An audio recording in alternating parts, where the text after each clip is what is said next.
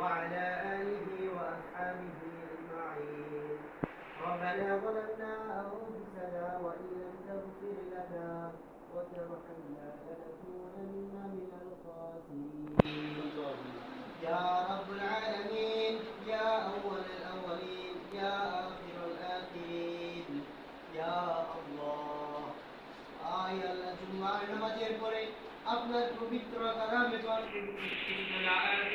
পাঠ করার পর আপনার প্রিয় তালিবুল ইলম বাচ্চাদেরকে নিয়ে আপনার সেই দরবারে দুখানা হাত উত্তোলন করেছি। আয় আল্লাহ, দয়া করে মায়া করে আমাদের জীবনের সমস্ত গুনাহ খাতাগুলোকে মাফ করে দিন।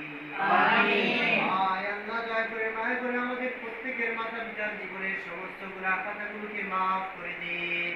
আমিন। আয় আল্লাহ, বিশেষ করে আপনার এক বান্দা যিনি আপনার প্রিয় তালিবুল ইলম বাচ্চাদের জন্য ভরণ পোষণের দায়িত্ব গ্রহণ করে থাকেন, আয় আল্লাহ উনি দোয়া করেছেন, আয় আল্লাহ উনি দোয়া চেয়েছেন, আয় আল্লাহ দয়া করে মায়া করে ওনার মনের সমস্ত নেক কামনাগুলোকে আপনি পূর্ণ করে দিন।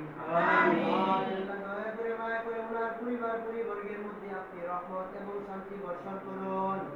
আয় আল্লাহ, ওনার মাতা পিতাকে আপনি সুস্থতার সাথে আসানির সাথে জীবনযাপন করার তৌফিক দান করেন। আয় আল্লাহ, ওনার পরিবারের প্রত্যেকটা সদস্যকে আপনি সর্ব ধরনের বিপদ আপদ বালা মুসিবত থেকে হেফাজত করেন। আয় আল্লাহ, ওনার ব্যবসা বাণিজ্য রুজি রোজগারের মধ্যে আপনি বরকত দান করেন। আয় আল্লাহ, ওনার পরিবর্গ থেকে যারা কবর দেশের বাসিন্দা হয়ে গেছে, আয় আল্লাহ প্রত্যেকের কবরটাকে আপনি জান্নাতের সুউচ্চ মাকাম দান করেন। আয় আল্লাহ, ওনার পরিবর্গের প্রত্যেকটা সদস্যকে আপনি সুস্থতা এবং আসানির সাথে জীবনযাপন করার তৌফিক দান করেন।